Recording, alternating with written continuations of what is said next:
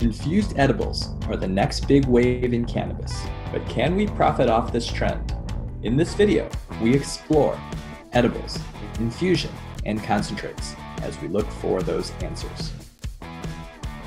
Legal cannabis was a $10 billion industry last year, and experts say it's going to be worth over $20 billion by the end of next year. And the big question is this: how do normal people like us, who aren't part of the 1%, how do we take the money in our pockets and participate in the largest transfer of wealth? My name is Charles. I'm joining Roz McCarthy and Eric Range of CannaTalk With Roz, and we explore those answers. Today, we're going to get into some more conversation about edibles. I know the last 3 weeks we've been talking a lot about that, and this is going to be the last conversation on edibles. And as you guys can kind of see, this was like a mini series that we created within a larger series. You know, the edibles conversation is very important. We get a lot of questions about it when we're offline. We get a lot of questions when we're online. And so we wanted to continue making sure that we made this, that we dug as deep as we could on this topic so that everybody could understand it. But in the coming weeks, we're going to move further down the road into that whole ecosystem of the cannabis industry and what that looks like, where the other opportunities are. And as always, we're going to have some great guests that we bring on to help you guys understand this. And today, we certainly didn't disappoint. We have some amazing guests on today, but as always, you know, we got our resident investment, folks on the line, Charles Wu. If you want to say a couple of quick words, Charles, and, you know, bring us in. Yeah, no, I'm no pun, I guess a pun intended. I'm hungry to learn about this information. I'm loving this edibles. I'm so excited. I had a chance to chat with Tammy and Antoinette right before. I am just blown away at their expertise. So let's just hop into this. Eric, let's take it from here. I'm really hyped. I'm hyped. Absolutely. Well, I'm going to start introducing our guests, and then we're going to get right into some of the topics. I'll start by introducing Antoinette Duncan. And Antoinette is one of our newest members, and I'm not going to spoil it and tell you all about what she does because I think she's going to be able to explain it in a way that you guys are really going to enjoy. She knows her stuff, point blank period. She knows her stuff. Both of these ladies know their stuff. Tammy as well. Tammy Frazier is our chapter state president for Florida. She's a resident. She's from Florida, moved away, and now she's come back. She's lived out in California in a market that has been, online for some time now, and she's learned quite a bit, and she's bringing that back here to Florida. And so we're glad to have her here. I'm glad to have both of these ladies on with us today. Again, earlier this week, we were up in our state capital in Tallahassee in Florida, and, you know, introducing them to some of the senators and representatives we work with and letting them know that, as we always try to do, that in this industry, even though, you know, we've recognized that we have to educate a lot of folks, we have a lot of folks in this industry that already know a lot, and they bring a great deal to the conversation, and they bring value to this industry. And so we're happy to have them on. And, Tammy, I'll let you start off and give us a brief, bio of who you are and, what you're doing in the space. Well, you went ahead and introduced me. I'm Tammy, coming back from California, coming home, back to my home, where I feel like I definitely belong, and I'm able to, dive deep and help my family along with the community and everyone I know to become more aware of what's happening and what's going on around us and what's available, what we can utilize. Being a stay-at-home mom for the last 13 years, and I have a child with special needs, with autism, and I myself was diagnosed with fibromyalgia and rheumatoid back in 2009, and have a husband with PTSD, did 20 years in Iraq, and 20 years in the Army and 4 tours in Iraq. And when my last straw, I would say, is when, the medical field, they wanted to just throw us all medications. So to find out that an herb that I knew about years ago was actually good for me on the health side, it was just recreational and fun before, but, finding out that it would really help us and help my family and help all of us, that's what got me, more curious and more involved and wanting to become more educated and knowing that, being able to utilize the cannabis plant on a more medicinal level has, me packing up and, moving back to Florida and being able to be that person, that voice, to be able to help everyone to know that, hey, you don't have to suffer in pain and you don't have to worry about these synthetic medications. There is something out there that's going to be able to help us. And that's what I'm here for. Absolutely. And hats off to you and all that you do for your family. We have a special place in our hearts, for our Canna moms, if you will. And of course, we have a special place in our hearts for our veterans. So hats off to your husband and thank him for his service. Again, to all of our veterans who are out there listening, Minorities for Medical Marijuana, we're here for you and we support you guys as well. And we want you to know that you don't have to suffer in silence. We do have folks who have been where you have been, who understand what you're going through and, who could help you get over that mountain, if you will. So, Tammy, talk to me a little bit about, being in California. Everybody, before Colorado even got online, California was it. It was the Mecca. It was where everybody wanted to get to. Everybody thought about it. And then when we talk about edibles and concentrates and so on, that's such a huge thing out there in California. So talk to us a little bit about what does that environment even look like? If you're someone who does edibles and so on, what is the competition like? Is it, more collaborative? How does that work out there in a market like California? Well, speaking of, the market environment, that's exactly why I chose to bring everything I have to offer, here to Florida. So that way when it's available and I can, be able to open up when it's, available for everyone, I'm actually here for that. But the market in California definitely is very oversaturated. Everyone, is getting in the business. It's almost like, years ago when there was that gold rush, everybody had to go and find that gold. So the market is definitely pretty big, but it's definitely oversaturated as well. But we all, got to the point to where when this plant was available to us, we were able to, explore. We were able to go to different, events where we were taught how to, get the plant and press it and make your own rosin or make your own, your own wax. And I mean, like my eyes, it was like a kid in a candy store when I was opened up to this new world. I mean, I only knew of the plant, I didn't know that, I can go ahead and just boil this and make myself, some oil that's going to help me feel better, that I can make some creams to put on and get rid of the chronic pain and the joint pain that I deal with.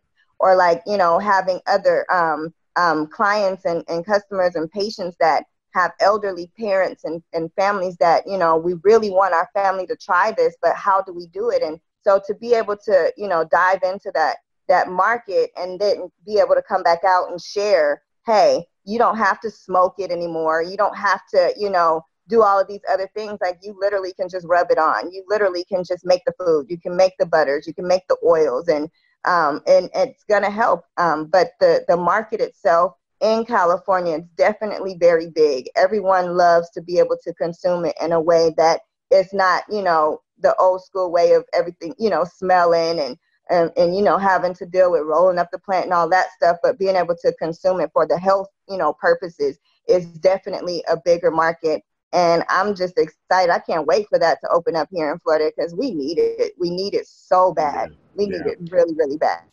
Hey, Tammy, can you talk about that from your experience in California? Because, I mean, I'm a believer, and I've seen statistics in California where if you look at growth, right, all the growth is in the topical side, is the edible side and everything. Can you maybe explain to, I guess, people tuning in or even just myself, why should we be, should we be more excited about topicals? Should we be more excited about edibles? Can you maybe give a quick overview on that for people? Oh, yeah, definitely. It's definitely a more exciting way to even bring the plant and introducing it to people, because so many people, shied away from even utilizing it because they didn't want to smoke it. They didn't want to have to deal with it in that manner.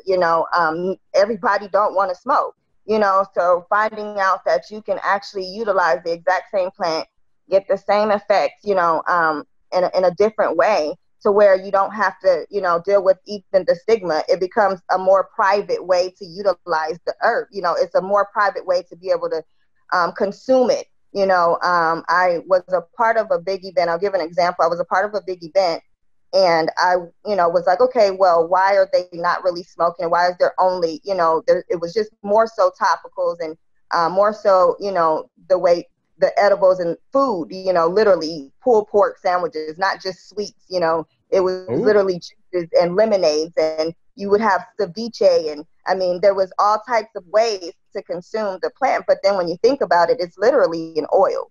It's literally an oil, you know, coming from the plant. So just like anything else that you cook with, I mean, this right here, you can put this in your food with no problems at all. So to see that, you know, people want to be able to not be seen, you know, smoking, then they can just go ahead and consume it, you know, with the food wise. That brings a whole lot more excitement, especially to elderly people, especially to children. Children are not going to smoke, you know. Yeah, I mean, I don't think I'd want my kids smoking. Yeah. Exactly. Right, exactly. Right. If you're a parent of a child with epilepsy that has seizures, or a child with special needs, or a child, you know, with any other issues, and they need it, and you refuse to put that child on medication, you know, synthetic medications, you want to be able to get that herb into that child any type of way possible. And then on top of that, smoking the herb, you know, is distributed through your lungs, right? But when you're eating it, it's distributed through your body, your bloodstream. It gets to your entire body on an overall different effect. So I believe that, you know, being able to utilize edibles and topicals is definitely a much easier way, a better way to utilize the plant for overall versus just having the herb just to smoke it. You know, and Charles, I get excited about topicals in particular because I think that is by far one of the best ways to introduce to somebody to this plant, somebody who's very skeptical about it, who has not even just, you know, a stigma against getting high or anything, but a real fear. Like, I mean, I've met people who are literally very fearful of having that type of psychoactive effect. And so as a result, they're never going to touch the plant. But when, you know, I can recall being home with my mother once, and she had stubbed her toe. My mom's diabetic, and they don't, you know, heal the same way that others do. And she was in a lot of pain. And, you know, I said, you know, let me rub this on. And it was a CBD topical. And we're sitting there, we're talking, catching up and so on. And about 15 minutes later, she literally stopped me mid-sentence and said, you know what? I don't feel my toe anymore. Like, or I don't feel the pain in my toe anymore. Oh, okay, And it really opened her mind to, oh, wow, like this thing works, and I don't feel high right now. I didn't even have to ingest anything. I didn't have to, you know, even go through that. But, you know, and so then we can have the conversation of, well, here's why it can work in this way, and here's why you are now, you know, having that pain dissipate and so on. And then it can open up the conversation to say, you know, hey, if you took CBD as a daily supplement, you could help XYZ. You could help, you know, these different things. And it allows her to even expand her mind into other things. Again, going back to diabetes, and I'm glad Tammy mentioned the fact that it's not just sweets. My mother's a diabetic. So, you know, both her and somebody like me, you're never going to really get us too interested in sweets. But I've been to 5-course high-end chef, you know, 5-course meals where they were infused. And it wasn't about sweets. It was about consuming it in a very high class, you know, setting, but getting the medicine and the benefits of it. And so, you know, edibles offers, you know, quite a bit of array, and just edibles, topicals, all of these different things that come from the extract of the plant allows us really and truly, in my eyes, to introduce this to many people who you are never going to get to turn to this plant if you're talking about smoking only. Now, Tammy, I have another question. How does the different intake methods affect efficacy, right? So I know, for example, with olive oil or coconut oil, if I cook it, I lose a lot of the beneficial, you know, if I cook it versus ingesting it raw, I lose a lot of the beneficial qualities of it. So are there similar things to be mindful of if we're looking at topical ingestion or topical usage versus edible ingestion versus putting drops on my tongue versus smoking on that front? Well, basically what I do in my own personal experience, we know that coconut oil is healthier, than utilizing butter and so on and so forth. So, it in any aspect when you're cooking something, you are going to definitely lose some of those nutrients. But at the same time, what I've told myself and what I've learned, you're actually adding, you're adding better nutrients as well that you're combining, and utilizing those oils like coconut oil, butter, vegetable oil, and those different things, vegetable glycerin, everything. Those are really just the binding agent to be able to utilize the plant in a better way anyways. So you're combining, you're getting two things good at once. So I was like, okay, if I'm losing something here and I'm losing something here, well, both of them together is going to be great anyways. Right. And Tammy, talk a little bit about the process that, because again, most people don't understand that when you get a cannabis plant, it has the THC in it at that point in time is THCA, and that has to be activated. Talk about, decarbing and how do you get that plant to which involves some form of heating to a certain degree to get that, activated so that you actually get that psychoactive impact. Without it, you wouldn't get that psychoactive impact. Right. Yeah, THC, the plant has to be heated up to be activated. So if you were to be utilizing it raw, because I have utilized the plant raw, I've ground it up, I've had it in capsules, I put it on top of food. That's when you're getting, the full effects of the THCA, but you're not getting the psychoactive properties on top of that. But once you decide to, heat it up, like when you're smoking it, that's when, that part is activated. So when you are making edibles or you're binding it to a more fatty agent so that way you can use it to cook and put it in other foods, you have to definitely go through a process of decarbing. So decarburization, I always have a hard time saying that word, but decarbing. It's a tongue twister. Yeah, you have to go ahead and just, get your herb and put it in the oven, and there's a specific temperature, that you have to cook it on. If you cook it too high, it'll burn. If you cook it too low, it won't be activated properly, so you have to put in the oven and, at a specific level and, cooking it for a certain amount of time. And then once you've activated that THC, then you finally go to the next process. And I started out a couple years ago doing it the old school way. Now they have all these new machines and everything. But I started out the old way, which is literally standing over the stove for hours and making sure that this is binding properly. So therefore, I get full effects of the entire plant. So once I've done all of that, then you have to go through a process of straining, and then you have to go through a process of, what is it called? You have to it's separating the part of the plant that you don't need, in my terms. And then once you finish doing all of that, then you actually have, what you need. It's literally an entire process. But now, once you've gone through, that, now they have machines to where all you need to do is decarb, for about a good 45 minutes. So that therefore the THC is activated, and then you throw it into a machine, and then boom, it does everything for you. It does all of the blending and all of the straining and all of the, grabbing out everything. And I also learned that lecithin, which is another fatty agent, helps pull out everything that you need that's going to help to be able to combine into that herb, that oil, that butter, everything that you need to go ahead and cook with. Yeah. I want to take a slight turn here and bring Antoinette into the conversation. And before I ask her a question, Antoinette, tell people about your background. Tell people what you do. And, you're hearing this conversation about edibles, and, tell them how you fit into that puzzle, if you will. Okay, well, I am the president and CEO of Duncan Life Sciences, LLC. We are a consulting company, so we provide quality assurance services and compliance services to life science industries. So not only medical cannabis companies, but also pharmaceutical and medical device companies. That's actually where my background is in pharmaceuticals and medical devices. I've been in that industry, which are both FDA regulated, for the past 12 years.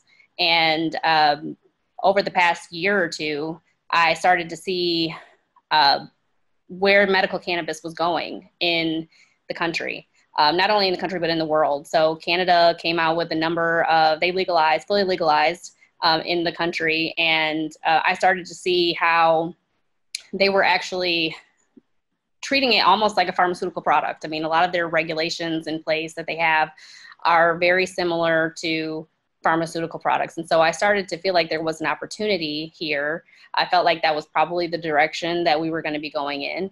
And so I felt like there was an opportunity to kind of help bridge the gap and transition us to a regulated industry, which is essentially where it's going. Absolutely. You know, here in Florida, is again, we started out talking a little bit about this contrast between California and Florida, and not that California is unregulated, because it very much is, you know, they have a lot of regulation. I think one of the issues in California is that the regulations are always changing, and it makes it difficult for businesses to be able to keep up. And you know, being compliant does cost money, and it costs you know, some capital in order to adjust to new changes and so on. And I know a lot of businesses have had a difficulty in responding to that. Vice versa, here in Florida, we started out like overly regulated, if you will, and you know, things are very much you know, they're forcing companies to look much more like a biopharmaceutical company, you know, more traditional medical companies than where you may see in other places. And I think that's more of the trend on the East Coast, as states have begun to legalize. And so, you know, here, when we talk about regulation and we talk about compliance, you know, Antoinette, walk us through what you might do. And you know, you do a lot with the testing. So say we have Tammy. Tammy's created this product. She sends her product off to a lab to get tested and so on. How do you interact with that lab? How does she, you know, how do you get, you know, what is it your function is when you get to that lab? And you know, if you could talk a little bit about that. Okay. Well, first I want to kind of expand on what you were saying related to California and Florida. So one of the issues that we're running into all across the country is just ever-changing rules and regulations. One of the big problems that California ran into was essentially they legalized and they said, have at it, you know, kind of, you can kind of do whatever you want. And then they said, now you have to do this, X, Y, Z, et cetera, right? And so businesses are having a very difficult time keeping up with all of those changes. And if they would have fully thought through and laid out all of the regulations from the beginning, you wouldn't have had so many changes, and you would have had businesses getting in from the very beginning that understood what they were getting themselves into, right? And they would be able to sustain themselves longer because of that. So states like Maryland, for example, they did not allow a single product on the shelf until all the testing was in place, until they had accredited laboratories in the state, those kind of things. And so there are I guess the downside is that you have smaller businesses that may not be able to get in and be able to sustain themselves if the regulations are too high. But at the same time, you don't have businesses getting into it and then not being able to keep up with the ever-changing laws because of that. So, so as far as test laboratories go, test laboratories they essentially confirm that the product is safe for consumption. And so a lot of the test labs that are out there, they're testing for pesticides that are, you know, found from when you actually grow the plant. Pesticides are used to obviously control the bugs. And so you don't want to consume those. And so you want to make sure that those are all removed. They will check for bacteria, mold. They'll also confirm the amount of cannabinoids that are located in whatever the product is. And so they'll test for THC content, CBD content, CBN, all the different cannabinoids, terpenes, et cetera. So the test labs are really in place to make sure that people are getting safe products. Absolutely. You know, and touch on, you know, you said something earlier in regards to folks who, if the regulations were in place up front, folks would know what regulations they needed to abide by. That may weed some people out, but it may, avoid companies having to pay costly, amounts of money in order to, react to new regulations and so on. Right. So, from your consultant expertise, what are some things that if I'm somebody like Tammy and say I'm just moving to the state of Florida and, I was in California and I had products or maybe I've always been in Florida and I'm getting my product line off the ground. Where should I begin looking to see what regulations I need to be, mindful of, and how do I abide by those, just where would be the first place you would tell someone to begin that process? Yeah. So, first of all, I have a blog series that I'm doing. Absolutely. Give us a website. Website. So at DuncanLifeSciences.com, you can go to my blog, and I'm actually in the middle of a state series where I'm talking about the different labeling and product testing requirements for every state where medical cannabis is legalized. So that's one place that you can go to get some information. It doesn't necessarily go into all of the different, it doesn't necessarily go into all of the information, but it does talk about consumer interfacing aspects. So the labeling and the testing and how we make sure that people are safe. That's what I have decided to focus on in the blog. Hey, and Antoinette, I just pulled it up just so people can see. Is this the right? Is this the right blog? So, yes, and so in the upper right-hand corner, you'll see blog. Oh, blog. Okay, blog. So yeah, why don't you give us some directions so we know where to go? Yeah, absolutely. Wow, and your site's great. I mean, this is so much information. I'm just overwhelmed. The latest one that I did was Oklahoma, but if you kind of scroll through, you will see all of the different states. You got Oklahoma, Illinois, Arkansas. Okay, and let's go into this post, right? Let's just go to Oklahoma. What are you talking about in this post? And I'm probably not going to understand. I'll be lucky to understand every other word you're saying. Okay. I'm just like, wow, this is amazing. I really try to make sure the information is understandable for everybody. I mean, this blog is really intended to get information to the consumer. And consumers are not necessarily scientists. They don't necessarily work in the industry, but they need to know what they're getting and what kind of products they're, to make sure the products are safe and to understand what is actually in the products that they're getting. So if you scroll up just a little bit, each post is just a little introduction. And then if you go down, it'll talk about what is on the label for the cannabis products in that state. So name and address of the business, the name of the food for edibles, the net weight of the contents, ingredients, etc. So you can kind of go through, you'll see what's on the label, and then how do they ensure product quality? So essentially, how do they make sure people are safe? What do they test for? Do they inspect the laboratories regularly? Do they inspect the processors to make sure that they are compliant with the state regulations? And then I've identified personally what I believe to be the strengths and the flaws associated with each of the states. So basically, for those of you who are out there listening, you saying to yourself, okay, I have an edibles product, but, I've never known anything about compliance. I've never, thought about it. I know the FDA, in particular with CBD, we're waiting on the FDA to give some guidance that's coming up sometime this year. And I want to start to prepare my business for being compliant. Her website and her blog, what she has done is created, a place for you to go and find out what's happening in your state. What are you going to be required? What are you currently required to do?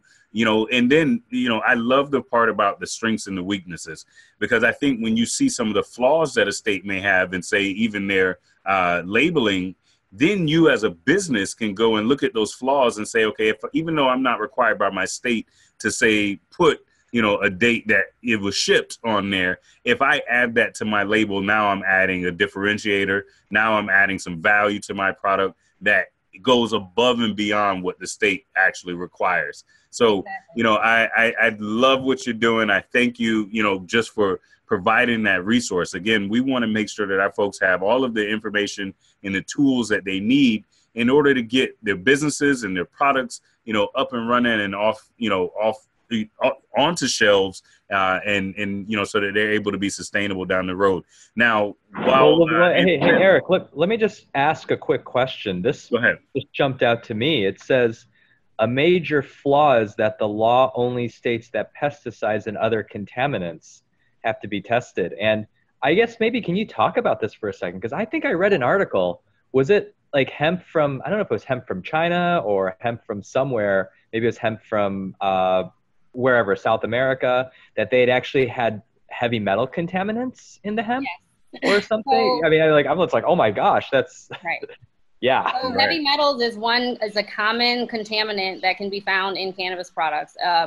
Heavy metals often come from the soil that some of the plants are grown in. And so you essentially need to make sure that there are no heavy metals. I mean, you don't want to be ingesting or smoking or, eating heavy metals. You don't want any of that in your body. And so that's one of the things that pretty much most states that require testing, they require some sort of heavy metal testing. Right. So in that Oklahoma post, one thing about Oklahoma is that they say that pesticides need to be tested every batch, but they don't test for all the other potential contaminants. So, for example, heavy metals or bacteria or mold or residual solvents that come from, the extraction process.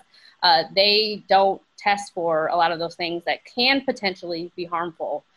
They only test for every batch for pesticides, and that to me is a flaw. Yeah. And so if you're wondering, how do I then take that into and change that into a statement of value, or how do I, make this a differentiator for my business or my product? And you do that by saying, okay, the state doesn't do X, Y, Z, but as a standard practice of my business, we're going to test for pesticides with every batch. We're going to do, we're going to test for heavy metals, even though it's not required. And we're going to put that on the labeling so that folks know that they're getting a safe product. And these are the ways that you set your products aside. So, while we were having that discussion, we did have another guest come on, and I want to get her into the conversation. And Kelly Bruce is coming to us from the infamous Humboldt County, California. And if you're not familiar, listen, just go to Google and put in Humboldt County and cannabis. And I'm telling you, you will learn so much and you will recognize them for all of their greatness. So Kelly, thank you for being on. Kelly is the CEO of Cannamami. And, Kelly, why don't you tell us a little bit about what you're doing? Because I think she has a very unique product. And Kelly, just FYI, before you got on, we're having a conversation about, edibles, about other products in development and so on. But then also looking at some of the testing, looking at, the compliance and, making sure that we're delivering safe products and just what that looks like. A lot of our members or viewers, they're folks who may not, or who may be early on in the process, or they may be in a state like Florida and they're trying to position themselves. So just tell us a little bit about what you're doing out there in California. Perfect. And just real quick, is this your website, cannamami.org? Kelly? So this is our nonprofit. So we have founded this. This is our nonprofit. And then if you go to cannamami.com, that is our cultivation and our THC company as well. Okay. I'll just pull them both up so people can see while you talk. Go ahead. We can talk. I think today we can mainly focus maybe on our sun-grown sustainable cannabis cultivation, because really that is what fuels and supports the nonprofit. And I can tag that on there at the end because that is important. But what we're doing here in California is we are cultivating sun-grown sustainable cannabis with motherhood in mind. We also do a variety of other things. We do contract cultivation. So we provide the sun-grown, Humboldt stamped, really high quality craft cannabis for other brands, high-end craft cannabis sun-grown lines, if that makes sense. So we do both. We do contract cultivation, so people hire us to grow their premium sun-grown line, as well as we produce our own, and then we extract that and then use that to create our product lines. And so the Cannamami product line was designed for nursing, pregnant, and laboring mothers. It's the first product in the market that really is addressing that. We also have to put on all of our packaging per requirements that cannabis is not safe for nursing and pregnant women. But we really believe that the mom and the family should have the right to choose plants before pills. And that's a personal, private conversation and decision, and that we wanted to provide a product on the market that mothers could feel safe choosing. So our products are for anybody can use them, but they're designed and engineered with motherhood in mind at the back end. And so we just went through the lengthy and costly legalization process here in California, and we've obtained 5 cultivation permits. So this year we're getting ready to gear up. We're picking strains that we believe have the terpene profiles and the cannabinoid breakdowns that are going to best fit the symptoms that we're attempting to provide relief from. And there is not much research in this area at all. And so we're really using the market for feedback, and it's a really emerging and exciting time. And there's a lot of other legal and medical issues that go along with it, which is why we founded the nonprofit. Right, so right. Give me a question. So, no, Kelly, tell me a little bit. You mentioned that your products are for everybody, and we love that. Thank you being someone who can't bear children. We appreciate that. But you guys, and I love the fact that you carved out what your niche is. And you guys are unapologetic for being in the space that you're in, and you're there to help mothers, navigate through this. You mentioned that your products are purposely engineered for mothers and with motherhood in mind. Tell us what that, what does that really mean, and what does that look like? How did you get to developing a product that you wanted to cater specifically to a niche market? Sure. So we are working with chemists, herbalists, we're working with nurses and some doctors, but more just on a consultation. They're not really in the R&D side of it, to create almost the ancient tinctures and the ancient salves that we believe have been effective and used in pregnancy since 4,000 years ago. And so we're working to sort of use what we call plant-based medicine first. So we look to the earth first to create a solution. And then if those aren't working, then we would say go on, to the pharmaceuticals. So we're pulling in, ingredients and other herbs into our recipes that also support and are safe and effective for nursing and pregnant women. Now, we are not going out there and claiming that these things are gonna provide this. What we're saying is that we are aligning our ingredients to match the symptoms, and we're putting out something we believe will support the symptom relief. And that's why they can be used for anybody. So anybody who's suffering, say from, so for example, our bath bombs, we created 3 bath bombs that are infused with various essential oils, Epsom salt, baking sodas, things that naturally, without the THC, would be beneficial and help alleviate pain in the later months of pregnancy, especially in that back area. And then we add our THC oils made from our plants and from the strains that we believe are going to support them even better. And we create a product that's going to give what we believe ultimate relief. And anybody can use them. Like I said, my husband helped R&D with us, and they're amazing. But we wanted to put something, so there's other bath bombs and other bath soaks out on the market, but they're not designed specifically for a pregnant mom. Ours are. And that's really where we are hitting the market. And then we have products that moms can choose to use during their labor, and then also choose to use in their postpartum period as well. Absolutely. And, I love that, we started this conversation talking about edibles, and we certainly are getting into other products and so on. And I know, Tammy, you're huge on essential oils and so on. Talk about how do you guys even dream up some of these products? Because we get folks who, you know, they say, you know, I've been doing, you know, I make my own shampoo, but I wouldn't know where to begin when it comes to infusing that with something. You know, talk about how do you come up with that idea and then you start testing in your kitchen or in your bathtub and so on. Like, talk to us about that early on research and development. Well, early on with myself, as I, like I said before, I started off with the edibles, but then, also the topicals, and I was using just in California, I was using just straight, the THC, CBD topicals. But then one day I was introduced to these amazing essential oils, and I'm like, wait a minute, it's a plant. They're all plants. They're all gonna work.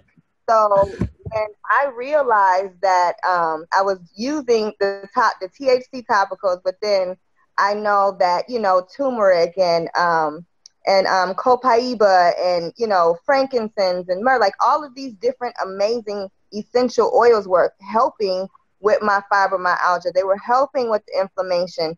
They were helping with everything. And then I said, I'm going to combine it. And I started working on this formula, and I got all of the oils that were helping with my inflammation and pain. And then I combined it with cannabis infused based coconut oil and shea butters and cocoa butter, because those are carrier oils, that I can combine and help, the oils get to where they need to be into your system. So I was able to put all that together, and oh my goodness, everybody, when you put this cream on your body, the pain goes away. I'm like, I laugh every time. Like, I forget I have this magic cream and it actually works, So, I mean, the company I was introduced to, doTERRA essential oils, the medicinal grade oils, I never knew that you could drink oils. I never knew that oils were ingestible, but if cannabis is ingestible, the other plants are too. So once I was able to, learn and educate and find out how these worked, and the molecular compound of, medications comes from oils and minerals and herbs, and, just being able to put those items together and create this amazing cream that took away my pain. I mean, I had to share. I had to share with everyone. I can't wait till I can get this product out to everyone. Yeah. And Kelly, now Kelly, with you said your husband was a part of the R&D. Clearly, he wasn't pregnant at the time. Were you, if you don't mind me asking, were you pregnant, and were you solving, I guess, like Tammy, a personal problem for yourself, and this kind of led to something else? Or tell us a little bit about that. Yeah, so I have 3 children. I have a 9-year-old, a 3-year-old, and a 1-year-old. And so I used cannabis in all 3 of my pregnancies, but very differently. When I was pregnant with my first, I was not in a safe state. I was in the Commonwealth of Virginia. And so I had a lot of anxiety about consuming. There was a lot of stigma. I was really insecure within my own self as a new mom and being a single mom, and just, I had no idea what I didn't know. And so I hid my cannabis use from everyone, and I used it very minimally, and I smoked it. That was all I knew. And I was just getting it from, the street guy, my homie or whatever. And so who knows what I was consuming. And so I carried guilt, I think, with that too. I have 6 years in between my first and my second. And my second, I was now married, and my husband was out here cultivating. And with my second, I was really, really sick. I had hypervisus gravidum, which is like extreme morning sickness. And I'm a bigger girl, but I lost 30 pounds in my first trimester. And my doctor was like, you need to figure this out or your baby's going to suffer. So I was like eating all these shakes and stuff. And my husband's looking at me every day, like, just smoke, but I felt guilty about smoking. And so he's like, I know what's in it. I grew it on our farm. I grew it with my own hand. It's totally fine. And so I would smoke a little bit, and I'd feel great relief, and I'd be able to continue my day and eat. And it was awesome. I still carried guilt about the smoking. So I went to the dispensaries here in Humboldt County, and I was pretty pregnant by then. I was probably showing like 4 or 5 months. And so I was looking for other options, and I was still sketched out about the vape pens, but I was interested in the oil and doing what people call like the dabbing or whatever, but it's basically just taking the oil, heating it on an element, and then smoking the vapor. And so when I was looking for products, the bud tenders refused to serve me. And I was pretty insecure in my advocacy at that point. And so I just said, okay, and like left, right? But then I felt a little like, why are they not serving me? What is the deal? And so there was no legal law saying they couldn't. It was just their own choice and bias. And so then I really realized that we don't have any products. Like, even if a mom was to walk in, she couldn't identify with a brand and not even need the bud tenders permission, if you will. So they could just identify with it. And so right then I knew, okay, we need to fix that. And then as my pregnancy progressed, I had been in a car accident several years ago. And so I have herniated discs in my neck and my back. And that 7, 8, 9 months of pregnancy, I was in a lot of pain. And so that's when I started R&Ding the bath bombs. And I would just add some of our oil. I would infuse it into, I started with coconut oil. And then I played with all different oils. I did like olive oil, we did avocado oil, and we landed on jojoba oil just because it made my skin feel the best.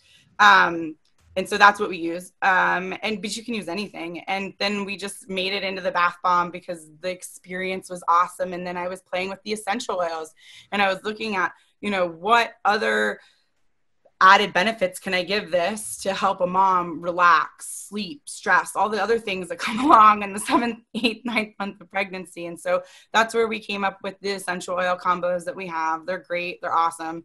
Like I said, anybody can use them, but they're really pinpointing for that mom. And then we have the bath salts for afterwards. And then we have an edible. We make a lactation cookie that's very controversial. We have it in CBD as well as in THC. The THC one is very controversial because the baby will most likely get passed through THC, but the amount, in my opinion, is negligible. But that's, again, a personal choice. And, there's a lot of situations and scenarios where the mom isn't just trying to get high. She's trying to survive. She maybe has other mental health issues where she can't take an SSRI because that actually is more harmful to the mom than potentially that small minimal amount of THC that we still don't really know, is it harmful or not? We just know that it's there. So, again, it comes back, and that's where the nonprofit really shines. They advocate for that mom's right to choose the plant before pill, and to really have the safe access and to have the support in the choice, whether that's through a medical conversation or through a legal consultation and through a product line that they can trust.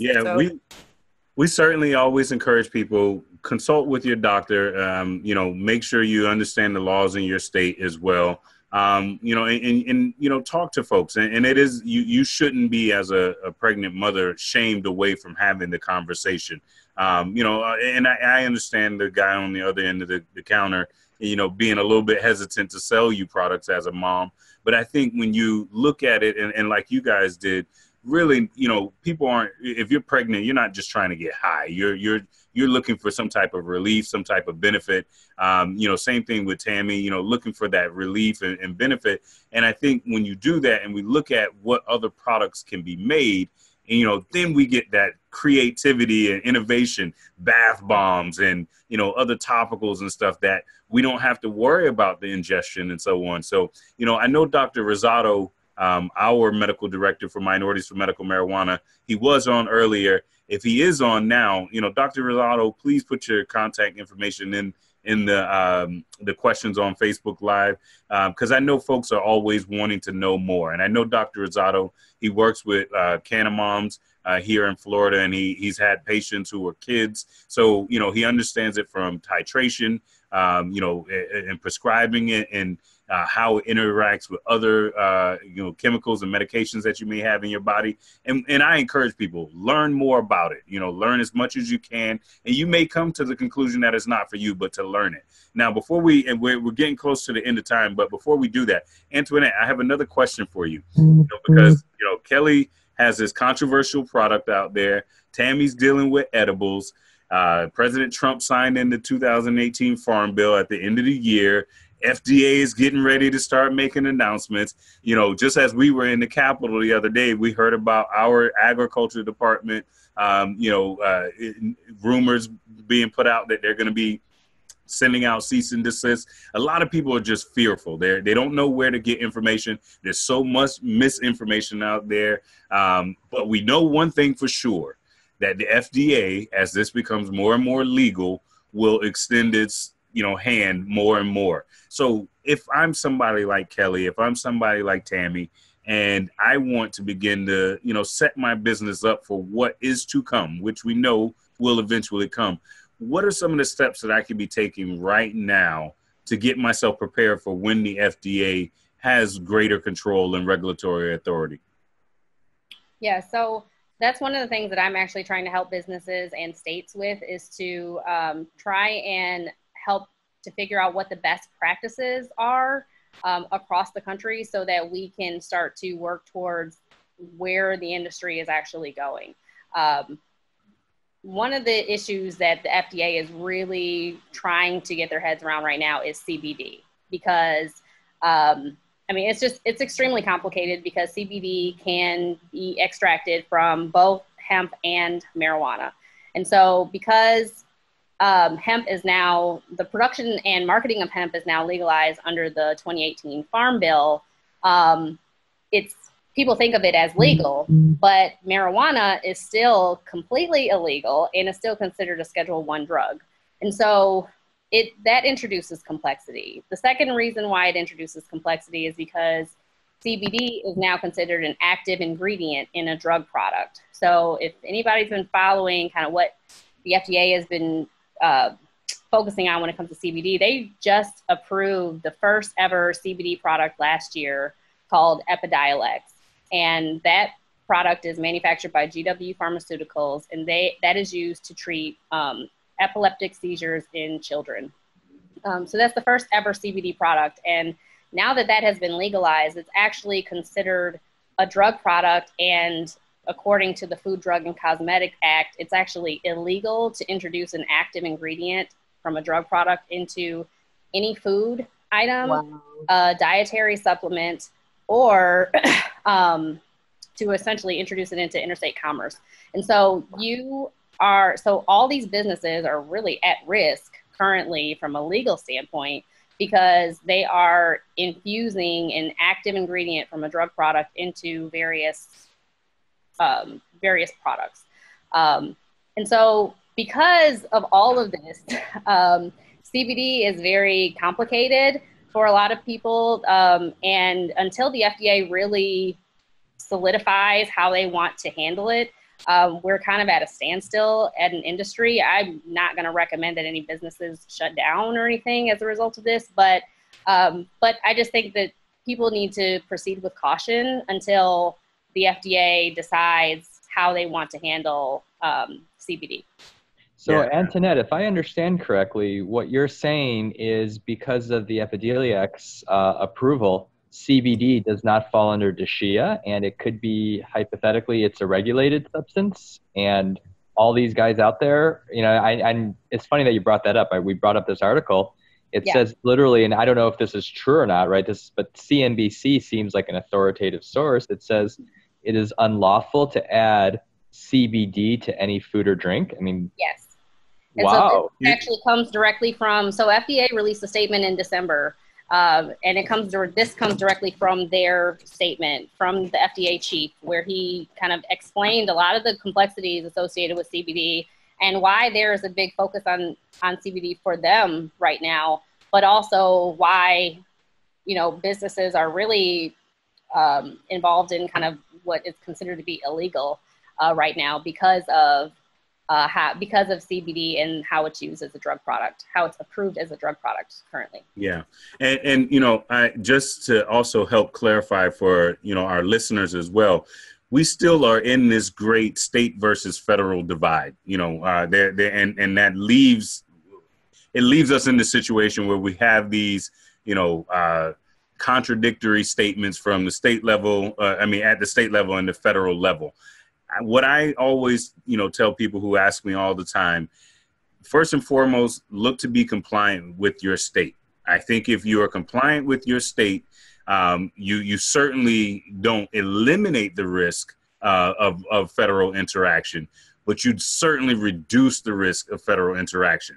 you know, when we look back to the Cole memo, you know, years ago, it was to be able to allow you to, you know, the states who have robust regulatory, you know, regimes in place for medical marijuana, for their, you know, cannabis programs, that the federal level was going to stay out of it. Okay. And so that's kind of, you know, we're still operating in that stance, you know, even with the 2018 Farm Bill, it still gives states a lot of leeway for setting up the program in their particular state. So you definitely need to understand what's happening in your state. You want to be compliant with what's going on in your state, but understanding that we still have this dichotomy between the federal and state, and that you are absolutely responsible to stay, you know, 100% in tune with what's happening at the federal level. Because, you know, going back to a statement that we made earlier in regards to when new regulations are introduced,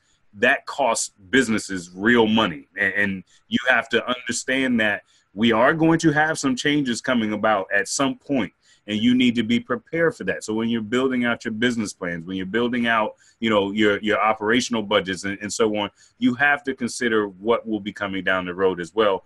But, you know, first and foremost, make sure you're staying compliant with your state level as well. And that's why I asked the question to Antoinette about, you know, some of the things you could be doing right now to get ready for when federal, you know, prohibition has been lifted completely.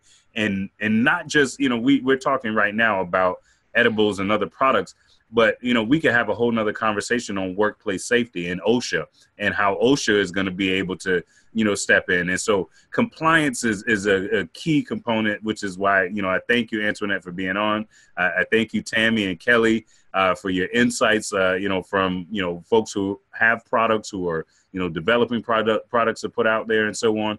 We are, you know, at our limit right now. But as every single week happens, you know, the conversation gets so good, you know, and I hope that you guys are gaining some value from this conversation.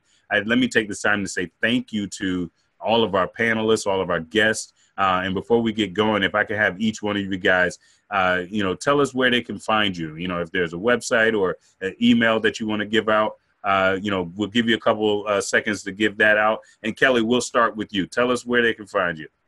All right, you can find us on cannamommy.org. That's our nonprofit, cannamommy.com. You can also find us at Cannamommy Nonprofit on Twitter and Instagram and all other social medias. It's Cannamommy Nonprofit or cannamommy.com. All Thank right. you. And Tammy, go ahead. Okay, you can of course find me on, you know, throughout Facebook. You know, my name on Facebook is Tamara Frazier, Tamera.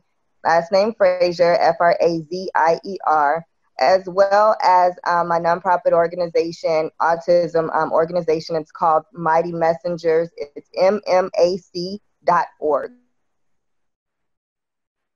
All right. Oh, You know, hold on. how I Yeah, you were utilize. muted. Go ahead. Say that again. MMAC. It's MMAC.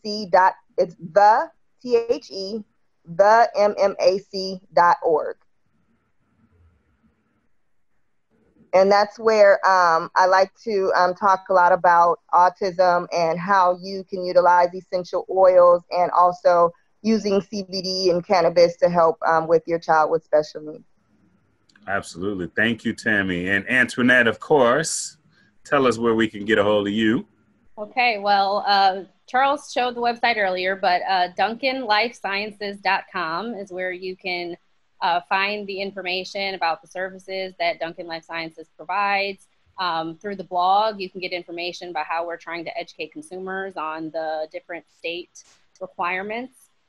You can contact me also through the website, through the contact link. So please feel free to check out the website, but also we're on LinkedIn, Facebook, and Instagram if you want information through social media.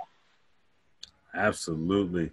Well, ladies and gentlemen, again, this has just been another fantastic conversation, another fantastic episode of CannaTalk with Roz. I'm your co-host, Eric Range. Charles Wu is our resident investor joining the conversation each week. Ladies and gentlemen, I hope that this has been a powerful week for you guys. It has been a powerful week for me. I encourage you this weekend, take some time to rest, enjoy your family, love on them, hug and kiss them, give them a kiss from CannaTalk, and let's hit the ground running next week. And we'll be back here next Friday, same time as always, for another episode of CannaTalk with Roz. Thank you guys, and we'll see you next week.